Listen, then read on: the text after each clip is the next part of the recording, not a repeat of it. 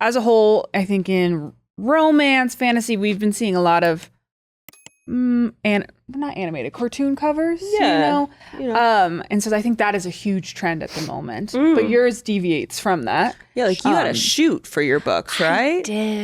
I did. Again, one of those things that wasn't in my hands at all, but I'm not mad about it whatsoever. Stunning. Yeah. One of the questions I get often is like, if you do get a shit cover, do you have the freedom to say something about that? And yes. However, that has just never been my experience. I've never had to say anything about it because I have what I find to be very beautiful covers. I have, her name's Lisa. She's the head of the art department she's an art producer at Orbit US, which is my publisher, and she's done all 4 of my covers. And the most recent 2, The Night and the Moth and The Knave of the Moon, were photo shoots. Everything was model, the costuming, the set. The first one, I think, was probably harder for them to even do because she had to be submerged in water. Right. Insane. But this one, at least, she didn't have to be half drowned. When it comes to trends, yeah, it is interesting. I think, I would say the animated stuff doesn't fall as much into fantasy as it certainly does into romance. But yes, it's in a lot of romance books now. I like the bright colors. It makes me feel sunny. I think it invokes perhaps what I imagine they're trying to. Yeah. And then the same goes with fantasy. Some of the like big swirly scripts or the whatever, like it's invoking like, this is, I don't know. Yeah. Adventurous? Right. I don't know. I always wonder what it would be like to be trying to be the person who's deciding what's going to be the next thing or like, but I like high visuals. I tend to do both. It's like a high visual or it's very minimalistic for the things that I like. So I wanted to ask you about your decision to put One Dark Window on Kindle Unlimited. I think I'm a huge Kindle Unlimited reader, and it's kind of like an unanswered question of mine of why and when authors decide to do that. That is a great question. Unfortunately, not for me, because I don't decide. Really? No. There are 2 sort of things, though, on Kindle Unlimited, which is because it became so popular, again, during like the pandemic when people were reading more, it was originally for self-pubbed. To my understanding, I can't really speak to the self-publishing experience, but I know traditionally published books like mine where I don't control when it comes out. Basically, I would love a hardback always, but One Dark Window came out in paperback first. Like, I don't control those sort of things. So when they decided to put it on there, I believe it was the right move. It was for, because I think they were seeing the boon fantasy was having in that space. But I don't have any dog in that. Know that? No, but I love it. I use Kindle Unlimited. I love Kindle Unlimited. I've had it for years now. And it's a really great way to discover books and to just spend a lot of time on your phone reading. Or, I use my iPad because I'm an ancient entity and I'm just like, it's a very large thing to look at. But yeah. No, that's a good answer. That's good to know too. Yeah. That's fabulous. Yeah, it's funny. Publishing so much, like it's your book. Like nothing would exist without the work I put in crying on my computer. But also you have to really be well-versed in letting go. It's completely out of my control, again, when it comes to what happens to it after that. Once I'm basically done fiddling with the language, I'm done. So if they decide to put on Kindle Unlimited, how long they want to run the hardback versus the paperback, if I even go on a tour or something like that, I do my own tour perhaps if I was motivated, but it's an expense. And so I was not doing anything for a while.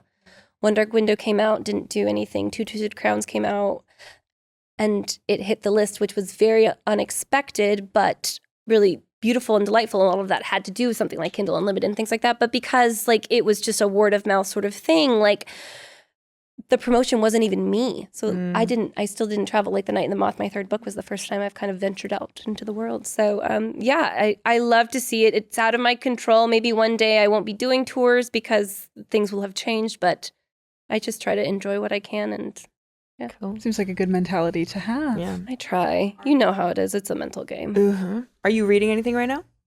I am. What are we reading? I've been recently asked to do an article about other Gothic fantasy. And so for me, I had to really like hone it down because I'm not falling into horror. I can't do something like Frankenstein, or I can't do a lot of books that would actually probably fall more into horror.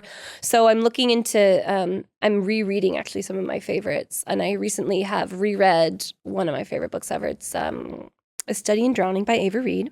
Really, really delightful. And now I'm reading The Witch Would Not by Olivia Atwater. She did, speaking of fae, she did one called, it's like a fae regency. Like, they're really cute. It's romance with fae, like manners and mischief and all those sort of things. And this one is more Gothic. It's in a haunted house. There is fae on like the other side. Speaking of like the other side of the house, sort of like creepy. It's delightful. So I'm reading that right now.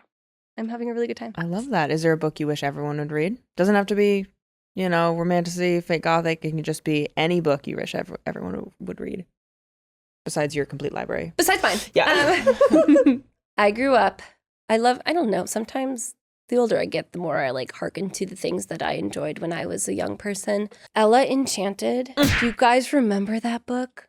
We loved the movie. I didn't know there was a book for that. Read the book. Really? It is the cutest.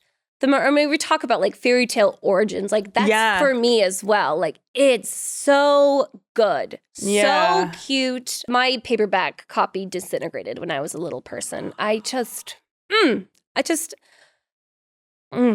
this day and age, sometimes I want to read the things that reminded me why I wanted to do this in the first place. So read it.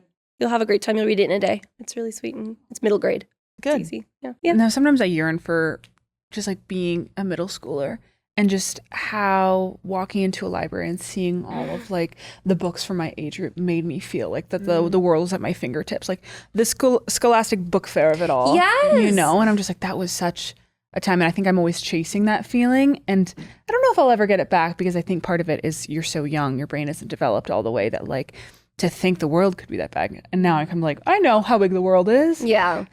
You may not get it back, but I think you'll probably advocate for it for the rest of your life. For things like arts in schools, arts in readers, like a library, funding libraries. Like it'll become political as you get older, but like in a really beautiful way because you want people to experience those things as well. At least that's how I feel about it. I have another question. Any thoughts on your works getting adapted? I have thoughts. Yeah? What do we have?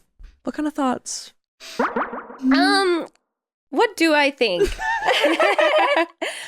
I can't say anything. I know. I was like, what did she say? That's why I'm trying to pose it Okay, nicely. What do I say? Okay, we'll talk about, I'll use vague, grotesque, not like information. I'll tell you something but by telling you nothing, which is that fantasy is tricky.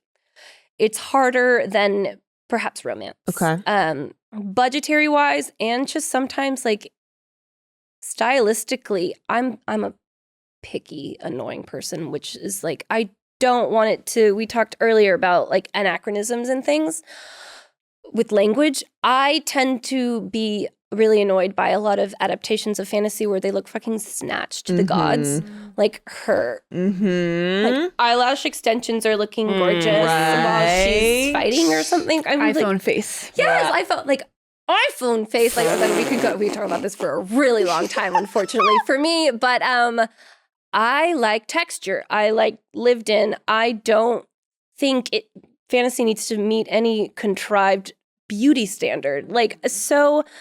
Across the board, it tends to be tricky. A budgetary, just from a strictly like production value thing too, it's more expensive, it's less done, but we are living in a time when I'm seeing a lot of adaptations at least getting optioned and getting snatched up. And no matter what, like it gives me hope. There's a lot of great books out there. We like original material. I want to see adaptations. I hope they are all done well. And so that's starting to happen with fantasy.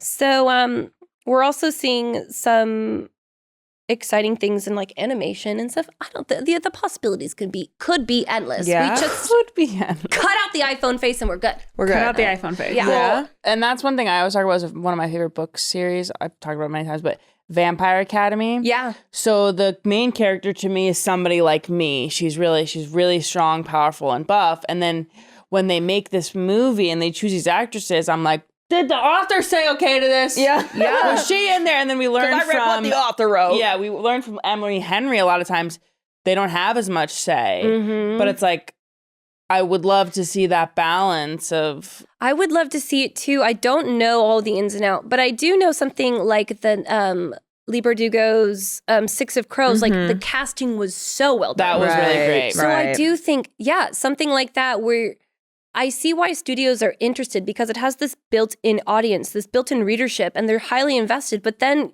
that has to be aligned in Yeah. that you are servicing that readership by not just like, I don't know, whatever the studio Yeah. decides at that moment. Like it's about the readership as well. Like, I feel like you need to get together the hardcore readers Right. who are making the fan arts. And maybe they are, but to be like, what do we think about it? What do we need in? Wrong. Yeah. Like, not because the outside people who haven't read the books, they'll watch the movie and be like, oh, that was a good movie. Exactly. But it's like, "Ugh." Well, yeah, but if they're making it, they're automatically trying to tap in right, to Right. that readership. They can't exist in a vacuum.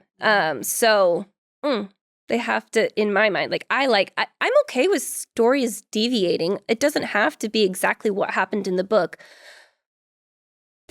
But they should.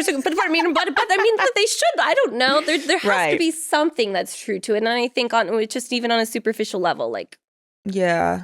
characters, these stories are character based anyways. There should be some honesty and like truth to the two. But My take, One Dark Window adaptation could be shot very practically. We're not going to need a lot of money. If you get just need a good fog actors, machine, baby. need a and we're fog good. machine. Crazy You get on a that. deck of cards You get to a chain deck them of over. People be tapping them. They got to act really well. Yeah. You know, if they're under control of whatever, you know, Right, someone has the maiden right. card, you dress her up, you get a little glossy looking, maybe an iPhone face, you swap in an iPhone face. Yeah, she just Once knows you use the maiden just card. get that We put a terrible like filter high on glam her. filter. Yes. I That's what I'm saying. Somebody like, Ione's just like, yep.